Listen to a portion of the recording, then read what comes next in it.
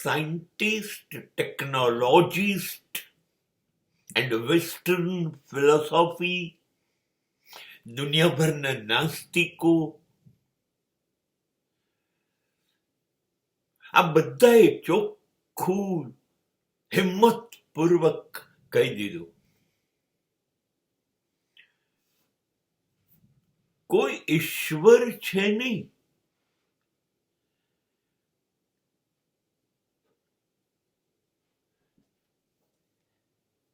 નીત્સે તો ત્યાં સુધી બોલ્યો, ઈશ્વર મરી ગયો છે, ગોડ ઇઝ ડેડ. પણ વિજ્ઞાન એવું કબૂલ કરે છે કે માનવીની અંદર એક શક્તિ છે. Man himself is a one power house. Man is energy, ઉર્જા, ઉર્જા, ઉર્જા. એટલે માણસ, કોઈ ઈશ્વર નથી. આ ઉર્જા એટલે શક્તિ, જે આ શરીરની દરેક નસમાં દોડતા લોહી સાથે માથાથી પગના તળિયા સુધી પહોંચી જાય છે. એ પહોંચે છે એટલે આપણે છીએ, એટલે જીવંત છીએ, એટલે જીવતા છીએ. જોઈશું, બોલીશું, સાંભળીશું, નાચીશું, કૂદીશું, હસીશું, રડીશું. એ શક્તિ છે. ઇલેક્ટ્રિસિટી હોય તો ટીવી, ફ્રીજ, એસી, વોટર કુલર, વોટર પ્યોરિફાયર બધું ચાલે. ઇલેક્ટ્રિસિટી ન હોય તો બધા જ કિંમતી સાધનો બિલકુલ નકામા. બસ આપણી અંદર આ ઉર્જા છે.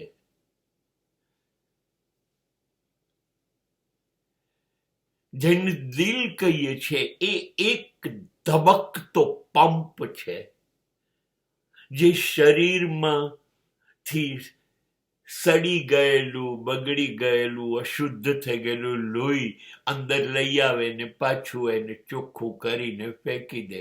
આ પંપ છે.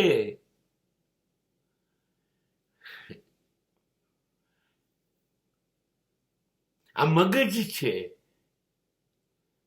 જેની એક બાજુ લાગણીઓનો વહીવટ કરે છે ને બીજી બાજુ એ બુદ્ધિનો વહીવટ કરે છે. બસ એ શક્તિ ચાલે છે ત્યાં સુધી મગજ શરીરના નિર્ણયો લે છે, હૃદય લોહી પહોંચાડે છે, અને એ લોહીમાં જે શક્તિ છે એનાથી હાથ પગ બધું ચાલે છે. જે ઉર્જા જે છે એને ધર્મ એ કહી દીધું આ ઈશ્વર.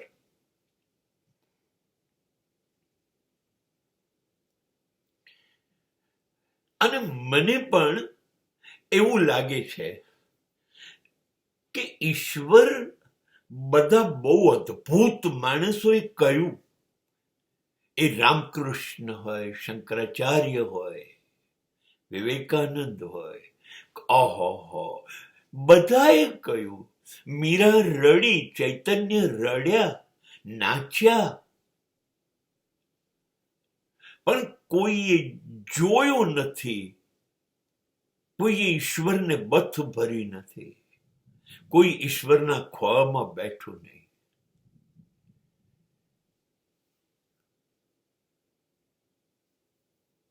સામસામી કોઈ થયા નથી. મને પણ એવું થયું કે ઈશ્વર કેમ દેખાતો નથી, મળતો નથી. હું અંધશ્રદ્ધા વાળી વાત નથી કરતો.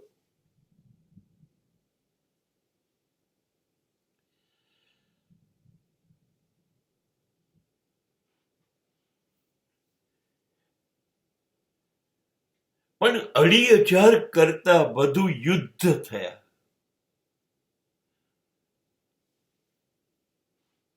જેમાં મોટામાં મોટું મહાભારત, પછી પહેલું બીજું વિશ્વયુદ્ધ ને ત્રીજું ગમે ત્યારે થશે.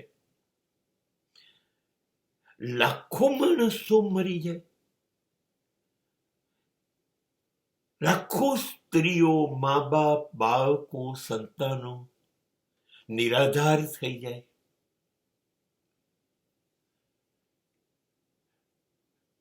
અસંખ્ય સ્ત્રીઓને રોજ માર ધાડ કરો, અપહરણ કરો. નાની નાની ઢીંગલીઓ જેને જોઈને દિલ ખુશ થઈ જાય એવી 2, 5, 6 વર્ષની બાળકીઓ પર બળાત્કાર કરો. આ બધું જ ઈશ્વર થવા દે? સ્કૂલ હોય, હોસ્પિટલ હોય, રેલવે સ્ટેશન, એરોડ્રામ ને બોમ્બથી ઉડાડો, વાંધો નહીં, લાખો માણસ મરી જાય છે. આખી ટ્રેન ઉડાડો, વિમાનો ઉડાડો, માણસોને મારી નાખો છો, અને તોય ઈશ્વર કશું કહેતો નથી.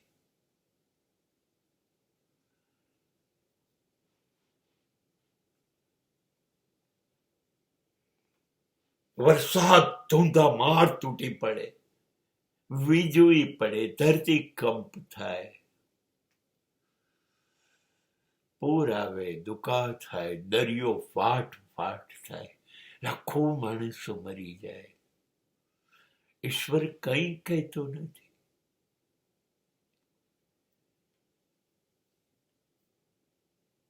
કરોડો લોકો આ પૃથ્વી ઉપર 2 ટાઈમ નહીં, 1 ટાઈમનું અનાજ નથી મેળવી શકતા.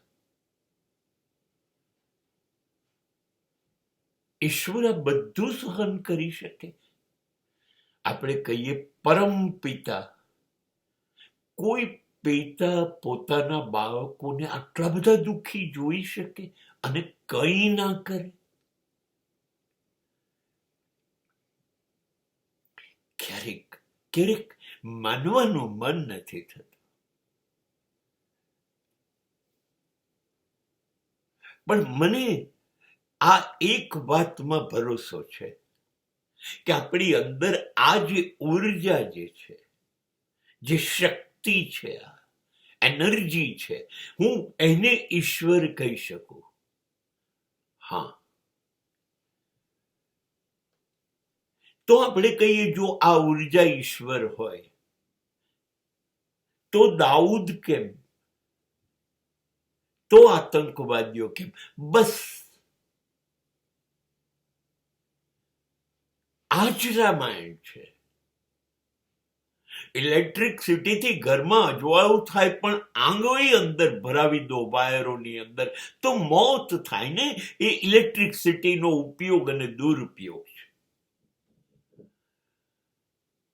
આ ઉર્જા આપણી અંદર છે, એનો ઉપયોગ થાય તો એ બુદ્ધ બને, મહાવીર બને, જીસસ બને.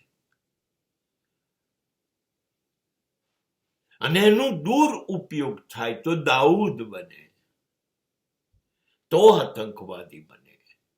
ઉર્જા તો ઉર્જા છે. ઇલેક્ટ્રિસિટીને તો ખબર નથી કે તમે એનો દુરુપયોગ કરવાનો છો.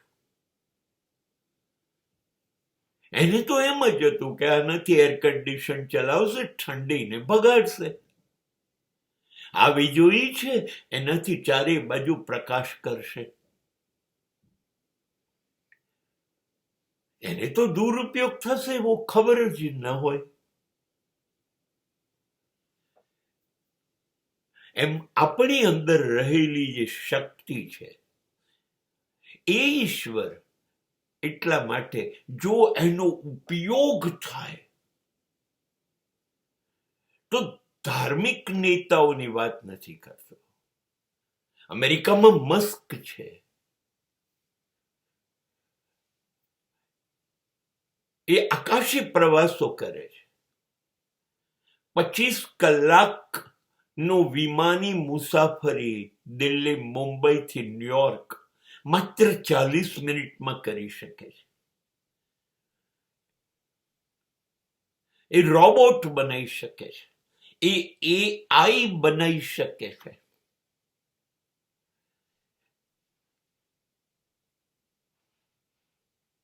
એ રોબોટ જે અહીં અમેરિકામાં બેઠું છે, વિશ્વના કોઈ પણ દેશમાં કે કોઈ પણ ઘરમાં બેઠેલા માણસનું અહીંયા બેઠા બેઠા ઓપરેશન કરી શકે છે.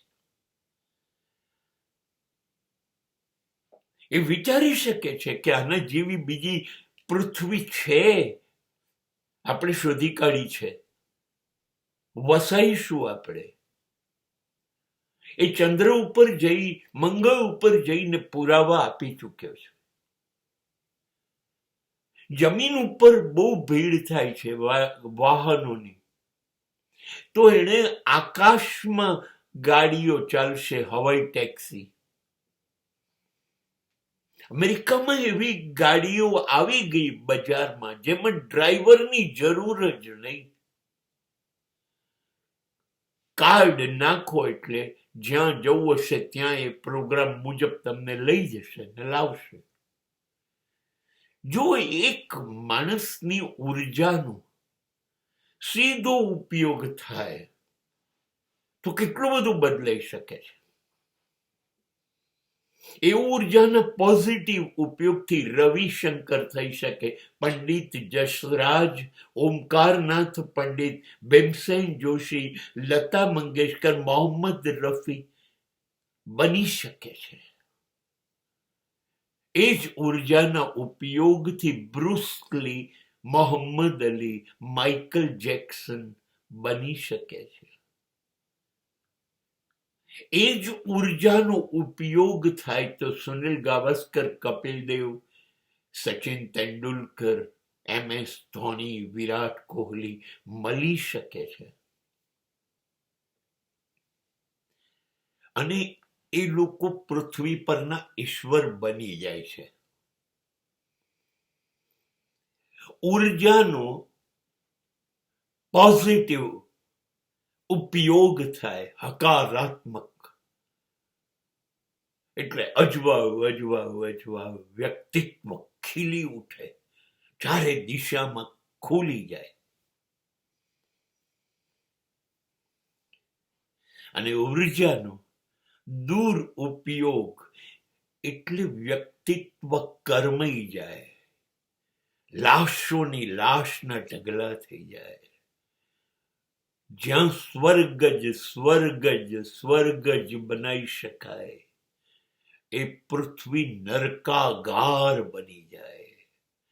એટલે આ ઉર્જા, આ એનર્જી આપણી અંદર જે છે, એ જ ઈશ્વર છે.